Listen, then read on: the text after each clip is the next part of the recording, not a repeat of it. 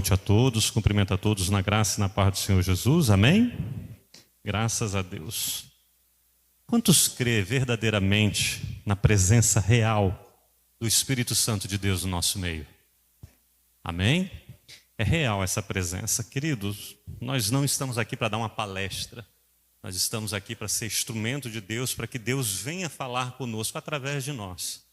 É lógico que nós usamos a nossa mente para preparar, mas tudo instruído pelo Espírito Santo. Então, no nosso meio aqui, nós estamos em algo sobrenatural, além do natural que nós vimos no dia a dia. É a presença real do Espírito Santo e a palavra de Deus, que é viva e eficaz e que não volta vazia. E que cada um possa estar com o coração e a mente aberta para que o Espírito Santo fale a cada um de nós. Amém? Hoje é uma noite muito especial para nós. Nós cercamos a mesa do Senhor, é o dia de Santa Ceia, e nós tiramos todo o primeiro domingo do mês para falarmos do Senhor a respeito disso. Nós temos uma sequência que nós estamos tratando, seguindo os passos de Jesus e falando de onde ele vem passando, mas a gente sempre para na Santa Ceia porque a gente quer direcionar para entendermos isso aqui. Para nós entendermos o corpo, o texto sagrado diz que nós precisamos aprender a discernir o corpo de Cristo. E a Santa Ceia é algo tremendo e maravilhoso e necessário a cada um de nós. É uma oferta de Deus para todos nós. É a expressão máxima da graça de Deus está aqui na Santa Ceia. Não quer dizer nada com nós. Não é o que vamos fazer para Deus, mas é o que Deus já fez por nós. E aí a gente quer tentar entender isso. E o sacrifício de Jesus. Nós cantamos aqui, foi pelo sangue, que ele morreu por nós pelo sangue. Então, eu quero lembrar um pouco, a gente voltar lá atrás, para nós compreendermos aquele dia. Alguns dizem o dia fatídico, mas aquele dia que foi dentro do projeto de Deus, o dia da vitória, o grande dia. Mas que a gente vê cenas que são lamentáveis. Jesus ele vai passar por um processo de castigo que nós lemos lá quando Pilatos vai falar, e ele fala, então vou açoitar. Ele mandou açoitar Jesus para realmente dilacerar Jesus para o povo ficar satisfeito, e assim ele liberava, ele não via culpa em Jesus Cristo. Então Jesus, a carne de Jesus é rasgada, literalmente. Os ossos deles não são quebrados, os açoites geralmente quebravam alguns ossos, mas o de Jesus não quebrou, havia uma promessa que não haveria nenhum osso quebrado. Mas o castigo é muito sério, é muito grave. Ele é humilhado durante a noite, é zombado ali dentro, e no outro dia ele tem que carregar a sua cruz inteira até o Gólgota, até aquele monte, caveira, onde ali ele seria crucificado. Mas Jesus, ele não consegue ter forças físicas para isso. Ele não consegue. Eles tentam colocar a cruz em Jesus e 3 vezes ele cai. Não dá conta de carregar. Era praticamente impossível fisicamente. Você vê alguns relatos de alguns médicos estudando toda a agonia, tudo que Jesus Cristo passou e falava, é impossível, ele não teria como carregar. E o texto sagrado vai mostrar que quando os soldados estavam levando ele no caminho, eles encontram um homem chamado Simão, da cidade de Cirene, a gente conhece Simão Cirineu, né? Que vinha do campo. Agarraram Simão, forçaram ele e o obrigaram a carregar a cruz, seguindo atrás de Jesus Cristo. É interessante isso porque olha só o que isso se torna. Aquilo que estava acontecendo com Jesus se tornou um espetáculo. As ruas estavam abarroadas de pessoas querendo ver aquilo. Querendo ver aquele Nazareno, lá daquela vilinha que ninguém dava valor algum ali. Aquele homem moído, desmanchado. E a cruz não vai na frente, ele fala atrás, vai na frente Jesus Cristo. E Jesus vai na frente, tropeçando, capengando, tentando nos seus esforços continuar e sendo ainda ali humilhado, açoitado pelos soldados. Então, um espetáculo público aconteceu naquele dia. E Jesus vai caminhando. O texto sagrado vai dizer que um grande número de pessoas seguia, inclusive mulheres que lamentavam e choravam por ele. Uma multidão estava vendo aquele espetáculo. E o que é interessante, essa multidão erroneamente sentia pena de Jesus Cristo. Eles não entenderam a cena. Uma coisa que nós precisamos entender no culto de Santa Ceia. Isso aqui fala muito. É uma das mensagens que nós precisamos aprender a respeito disso. Porque muitas das vezes, quando nós colocamos as cenas ali, as imagens de Jesus Cristo moído, dilacerado, machucado, a gente olha e fica com pena de Jesus. Não. Erroneamente esse sentimento. Oh, tadinho. Eu já escutei pessoas falando isso. Não. Jesus vai falar para aquela mulher, tadinho de vocês. Não chorem por mim, chorem por vocês. Vocês não estão entendendo a cena, o que está acontecendo aqui. Quem é que está sendo crucificado aqui? O Filho de Deus. Então não sou eu que sou digno de pena, porque ele estava ali, porque ele se entregou, ele se deu. Então é algo que é um espetáculo e as pessoas sem entender o que estavam vendo. Aquelas mulheres chorando, as pessoas chorando, aquela coisa, mas a grande maioria não chorava.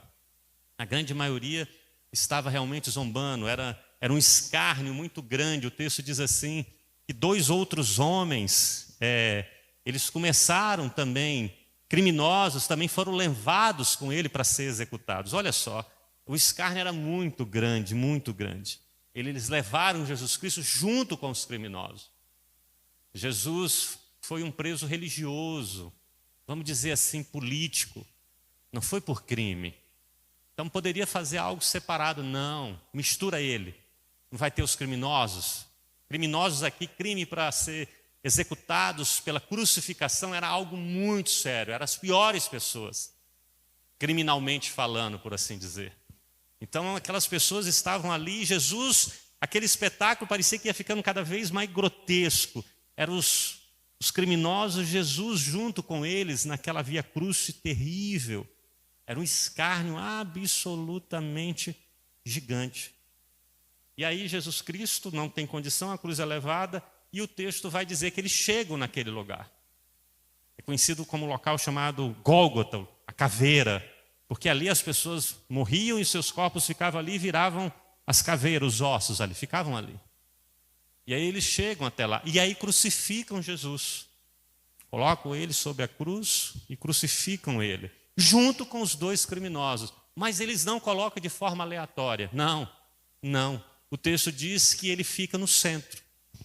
Bota um criminoso aqui e outro ali, põe ele no meio. O centro das atenções, das zombarias. Agora não era mais o centro das atenções para ouvir a sabedoria de Jesus, mas das zombarias que estavam fazendo. Jesus bem no meio, não ficou num cantinho ou no outro, não, destacado. E as zombarias eram muito grandes.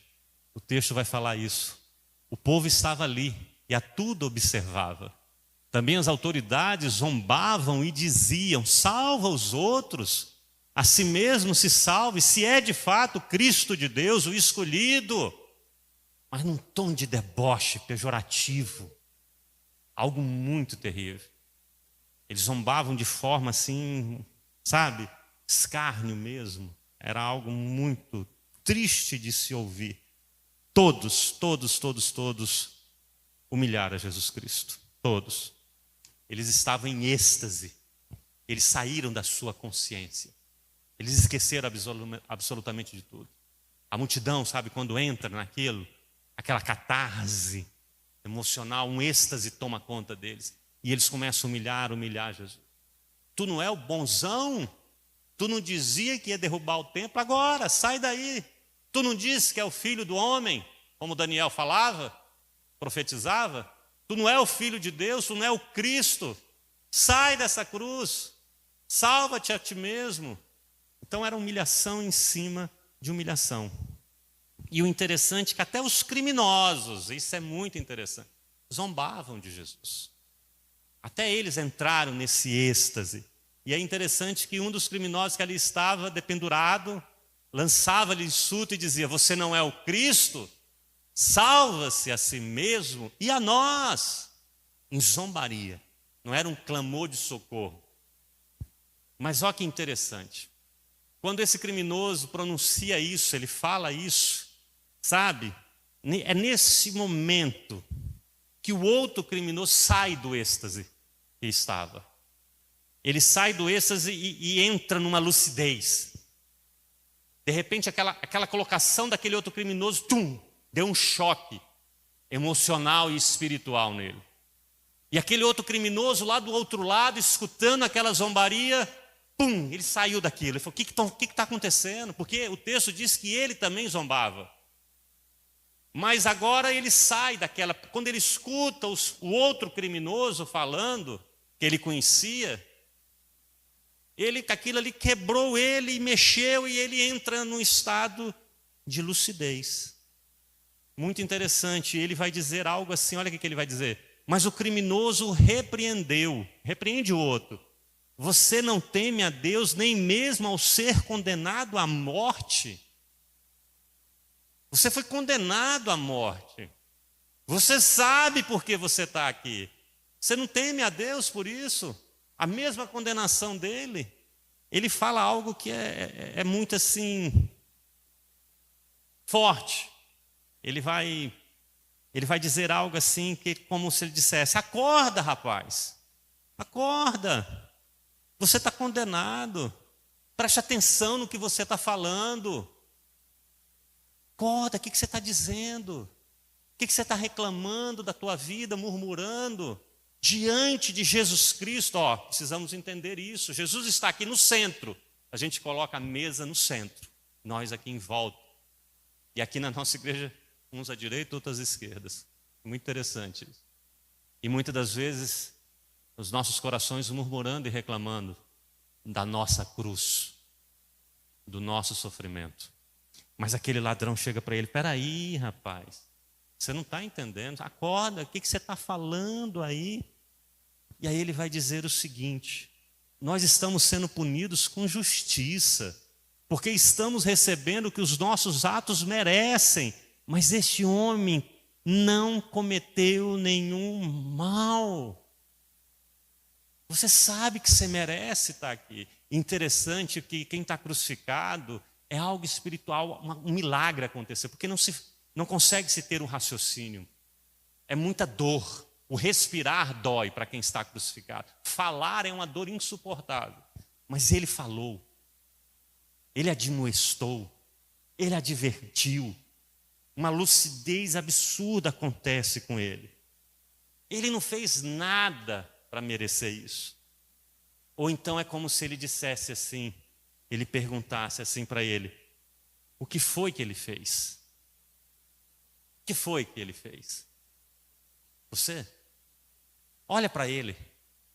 O que ele fez? Parece que a mesma pergunta que Pilatos queria fazer. O que vocês querem condenar? O que foi que ele fez?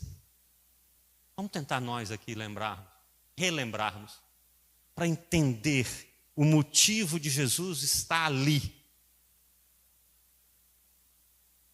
naquela cruz, crucificado, junto com aqueles dois. Qual seria realmente o real motivo? Será que o motivo foi porque ele devolveu a alegria àqueles noivos, àquela festa, onde havia uma decepção, e aí de repente ele transforma a água em vinho, ele traz a alegria de volta, porque é isso que Jesus Cristo faz nas nossas vidas. Ele traz vinho novo, ele traz alegria. Será que foi isso? Foi porque ele fez isso que ele foi parar ali naquela cruz? Porque ele reativou a alegria no coração das pessoas com algo novo, muito mais precioso do que qualquer um de nós poderíamos ter provado. A alegria que Jesus causa nas nossas vidas é absolutamente incomparável com qualquer outro tipo de alegria. É até imensurável, não tem como pronunciar. É aquele vinho que aquele homem toma e fala, peraí, vocês servem sempre o vinho melhor no começo e deixa depois, que as pessoas já não vão mais sentir, mas vocês deram para entregar no meio da festa o melhor. Mas um vinho que eu nunca nem tomei antes. É o que Jesus faz. Foi isso? Será que foi por isso que ele foi ali condenado?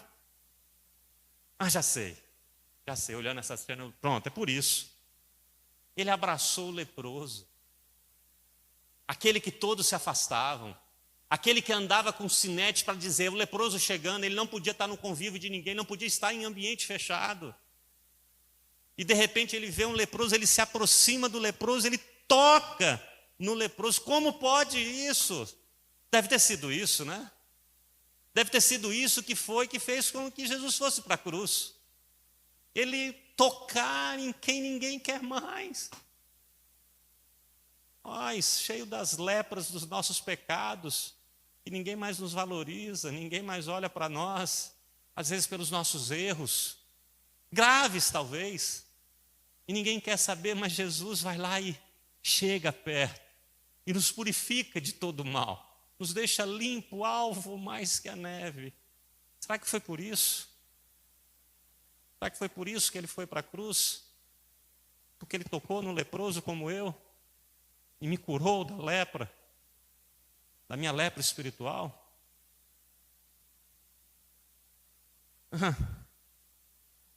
Ou foi porque ele fez os cegos voltarem a enxergar? Quantos de nós não conseguimos enxergar um palmo à nossa frente? Cegos, pelo nosso egoísmo, pela nossa arrogância, pela nossa religiosidade, e Jesus Cristo devolve a visão. Foi porque ele devolveu a visão aos cegos? Foi por isso que ele realmente foi para a cruz? Lembrei. Agora eu lembrei. Agora sei. É porque ele lembrou dos esquecidos. O cara estava 38 anos naquele poço de Betesda, doente, aleijado, abandonado. Jesus Cristo lembrou para que ele foi lembrar dele? Deve ter sido isso. Ele não tinha nada que lembrar. Alguém que ninguém dava mais valor, alguém que ninguém lembrava, ele vai lá e lembra. Eu não sei com quantos anos Jesus Cristo lembrou de você, eu sei o meu, foi muito tempo. Mas ele lembrou de mim, foi até mim. Não fui eu que escolhi a Jesus Cristo, mas foi Jesus que escolheu a mim. Não fui eu que lembrei dele, foi ele que lembrou de mim, foi ele que lembrou de você. Será que foi isso? Por ele ter lembrado dos esquecidos que ninguém mais queria? Será que foi essa a razão que levou Jesus Cristo ali? Porque ele devolveu, ou devolveu na realidade, ele deu dignidade às mulheres, voz às mulheres. Se você pegar a história, eu estava conversando esses dias com a Mara, a história que você vê humana, as mulheres foram massacradas, por um filme que nós assistimos, massacrada, algo assim absurdo. E Jesus Cristo vai lá e entrega dignidade a ela. Mesmo uma mulher cheia de defeitos e falhas, ele vai lá e entrega, ele dá dignidade àquela mulher. Não só essa, mas a tantas outras. Jesus quebra esse paradigma terrível que existia.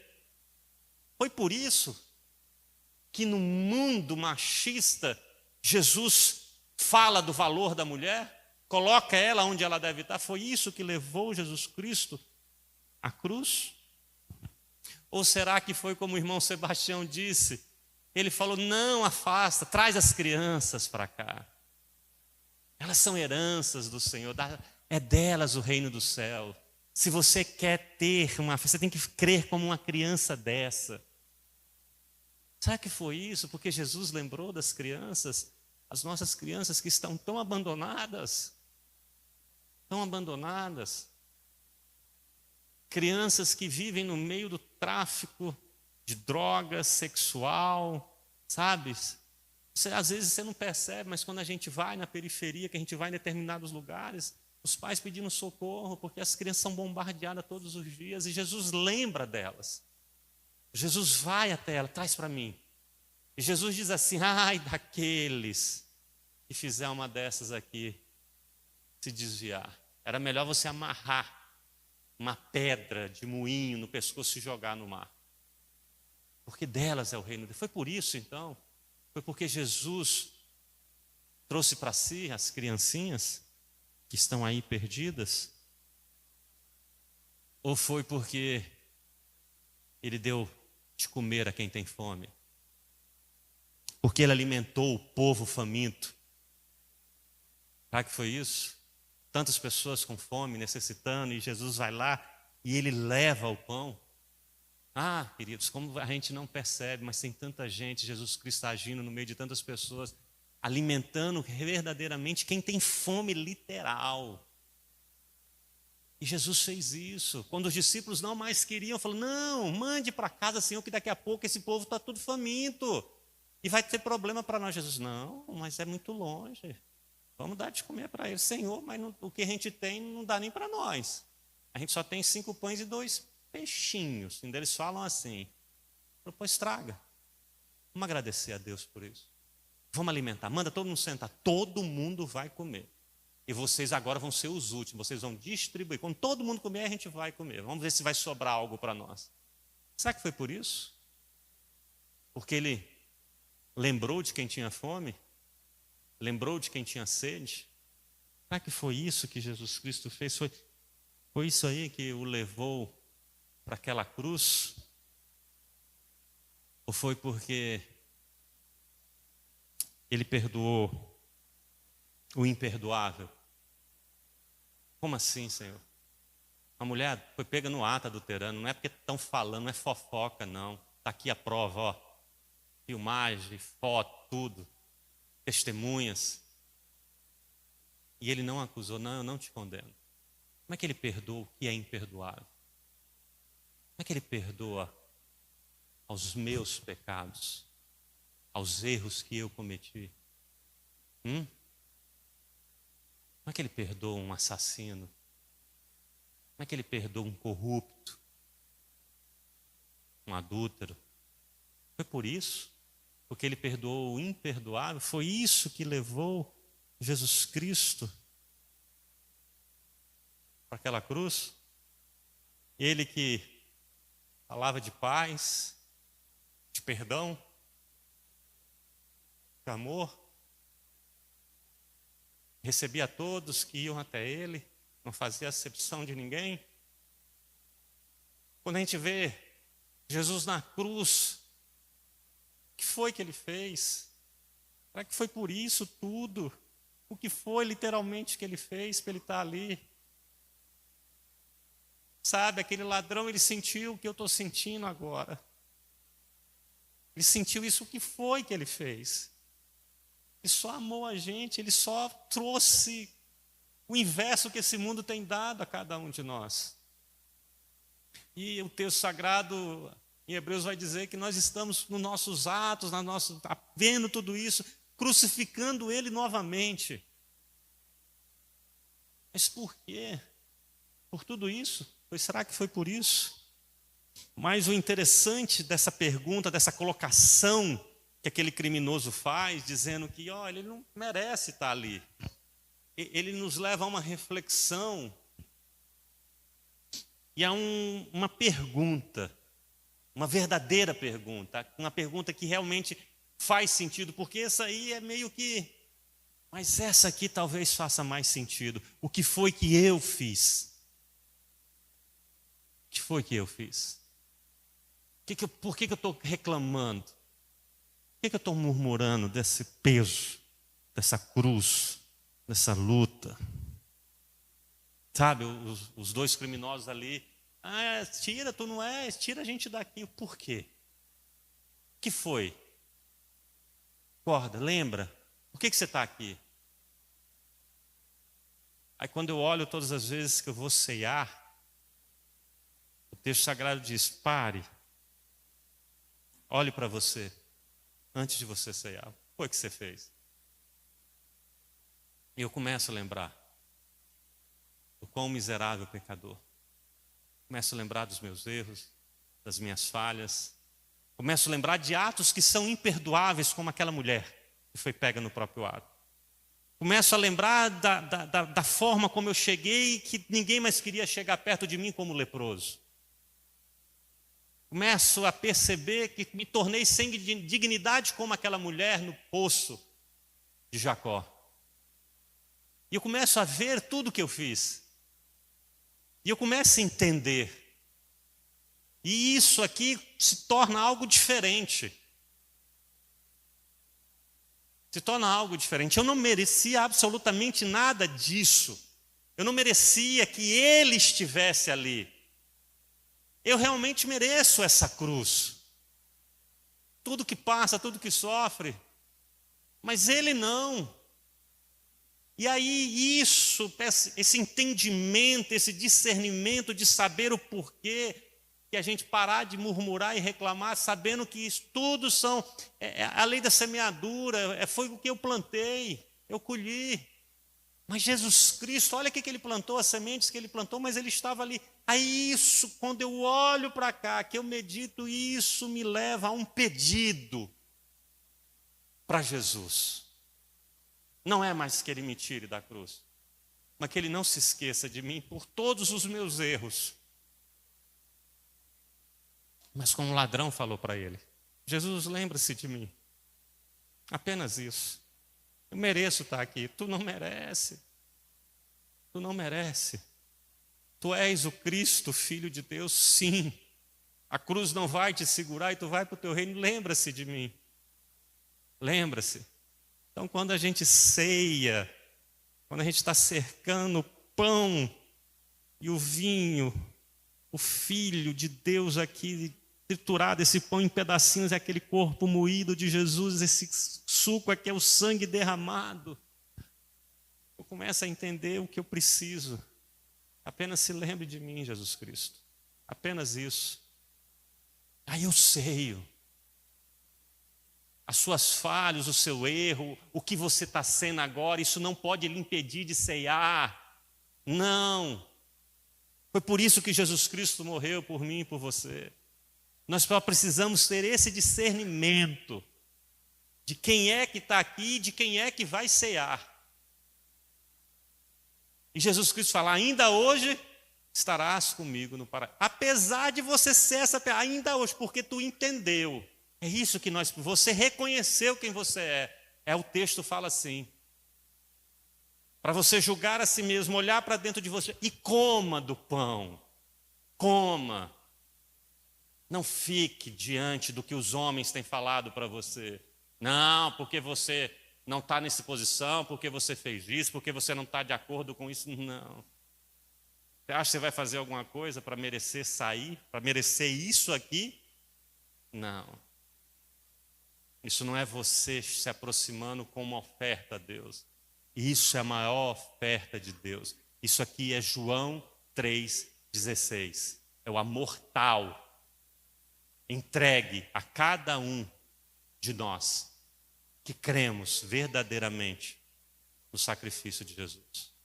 Nós possamos assimilar isso e verdadeiramente nós possamos, meditar, entender e compreender e clamar a Jesus.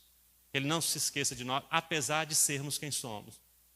E Ele não vai lembrar de mim e de você pelos pecados. Ele não vai olhar para mim e para você pela multidão dos nossos pecados. Mas Ele vai olhar para mim e para você pela multidão das suas misericórdias, pela sua graça, pelo seu amor imensurável. Amém? Vamos ficar em pé, vamos orar, queridos. Vamos falar com Deus. Abra seu coração agora para o Senhor. Se quebrante na presença dEle. Esse Deus tão maravilhoso que te chamou de uma forma que o ser humano não tem como explicar, mas está aqui hoje. Você está diante disso.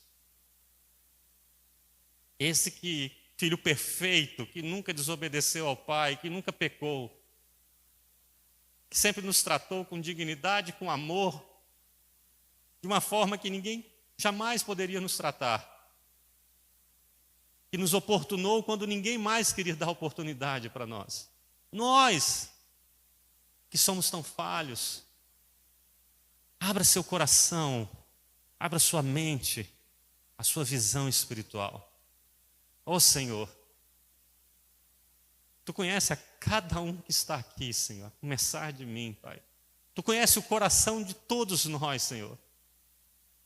E nós estamos aqui cercando, Senhor, para lembrarmos, Senhor, de Ti, para que Tu venha nos lembrar de nós, Senhor. Nosso clamor não é mais, Senhor, nos tira da cruz, Senhor, porque nós sabemos que a merecemos. Mas nosso clamor é, Senhor, é que Tu se lembre, quando estiver no Teu reino, dos nossos nomes, para Tu nos chamar, Senhor.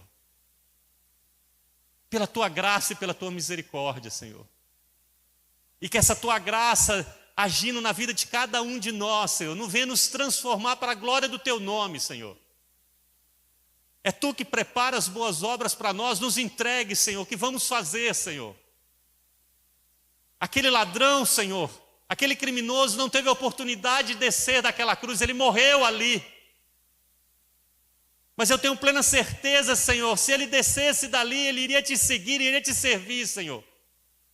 Nós que estamos aqui essa noite, Pai, a nossa cruz é espiritual, mas nós podemos, Senhor, fazer a tua vontade para a glória do teu nome, não porque vamos fazer para merecer, porque tu nos oportunas, Senhor, de te servirmos, Senhor.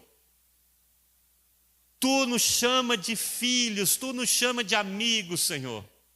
E que cada um possa ter essa compreensão. Limpa os nossos corações, tira, Senhor, do coração de cada um aqui a culpa, Senhor. Que nós possamos entender, Senhor, que não há nada que nos separe do teu amor. E que nós possamos participar disso que vamos celebrar agora, a Santa Ceia do Senhor, para dizermos que tu és o Cristo, o Cordeiro de Deus que tira o pecado do mundo, Senhor. É isso que nós clamamos a ti, Pai, em nome de Jesus. Em nome de Jesus, amém. Eu queria chamar o pastor Roberto, ele vai dar continuidade. Podeis assentar na celebração da Santa Ceia e que realmente nós possamos ter o discernimento para estarmos ceando a ceia do Senhor Jesus.